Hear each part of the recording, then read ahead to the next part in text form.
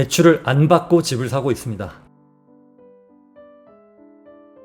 이 티셔츠 스노우피크라는 브랜드인데요, 문화센터에 오신 분이 주셨습니다. 이 스노우피크 매장은 자주 지나쳐 봤는데 이렇게 실제로 입어보는 건 처음인데 잘 입도록 하겠습니다. 부동산 114 분석에 따르면 서울 지역 아파트 평균 주택담보대출은 지난 5월 말 기준 2억 9,557만 원이라고 해요. 거의 3억인 거죠. 강남구 아파트의 평균 대출 금액이 4억 8천, 서초구가 대략 4억 6천, 용산구가 4억 1천만 원이라고 합니다. 참고로 627 대출 전 규제 수치예요. 주택담보대출이 가장 낮은 금천구가 1억 8천 정도, 강북구도 마찬가지로 그 정도 하는데요. 근데 좀 이상하죠? 시세 차이가 20억 정도 나는 강남구와 대출 받아야 될 금액이 최소 7, 8억 정도는 차이가 나야 될 것 같은데 생각보다 차이가 많이 안 납니다. 대중적으로 흔히 인식되는 30억 아파트를 사려면 최소 20억은 대출을 받는다라는 통념은 사실과는 다릅니다. 한국의 금융기관은 고액주택에 대해 보수적인 대출 심사와 한도 제한을 적용하거든요. 실제로는 은행에서 대출을 충분히 해주지 않기 때문에 다수의 고가 아파트 보유자는 상당한 자기 자본을 투입하여 매수를 진행합니다. 이러한 현상은 영끌이라는 단어가 주는 인상과는 달리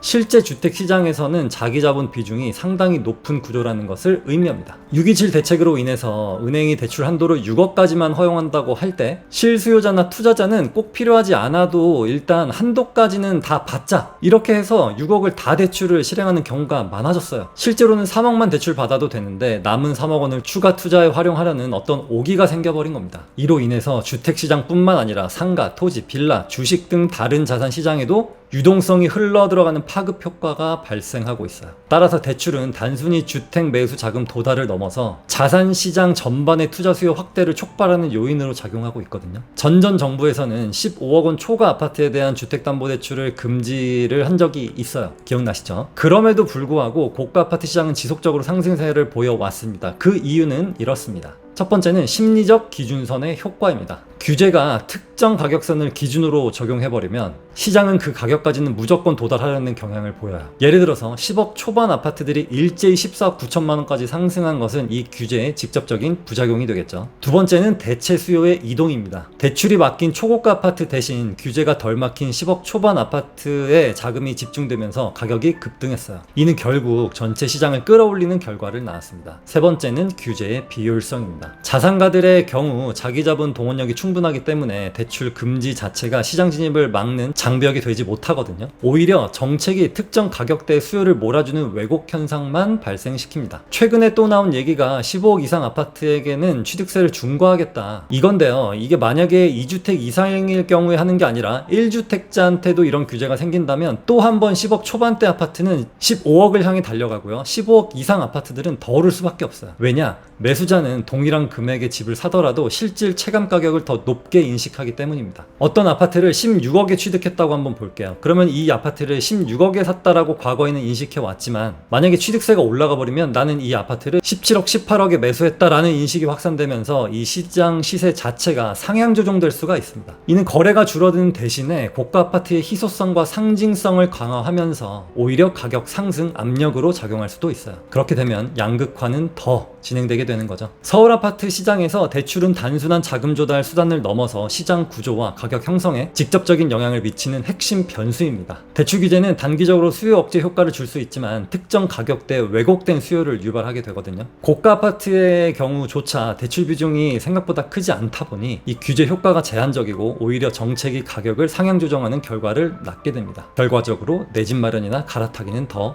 어려워지겠죠. 따라서 정부 정책은 단순한 대출 규제 또는 취득세 인상보다 실수요 보호와 자산 격차의 완화라는 큰 틀에서 설계될 필요가 있어요. 그렇지 않게 되면 시장은 계속 특정 계층만의 고급 주택 시장이 접근 가능한 구조가 고착화될 것입니다. 제가 이런 걱정을 하는 이유는 이 영상을 보시는 분들, 문화센터에 오시는 분들, 또 사회 초년생 분들이나 이렇게 내 집 마련을 한번 해보거나 갈아타기를 해보려고 하는데 자꾸 양극화 현상이 생기게 되면 그분들의 기회가 자꾸 박탈되는 겁니다. 그게 그분들께 도움이 되는 정책 같지만 실제로는 벽을 치고 있는 거예요. 이게 좀 안타깝거든요. 댓글에는 제가 이런 영상을 만드는 이유가 집값 떨어질까봐 걱정하는 거다라고 하는 사람들이 있는데 집값 떨어지면 너무 좋죠. 하락장이 오면 너무 좋습니다. 왜냐? 무주택자들에게는 더 저렴하게 살 수 있는 기회가 되고 유주택자들에게는 상급지로 갈아탈 수 있는 좋은 기회가 되기 때문이에요. 제가 늘 말씀드려 왔어요. 하락장 때는 비싼 게 더 많이 떨어지기 때문에 갈아타기의 적기라고요. 가장 좋은 규제는 모든 규제를 다 없애는 겁니다. 그냥 자율시장에 맡기면서 순리대로 가게 놔두는 게 처음에는 뜨거울 수 있어도 시간이 지나면서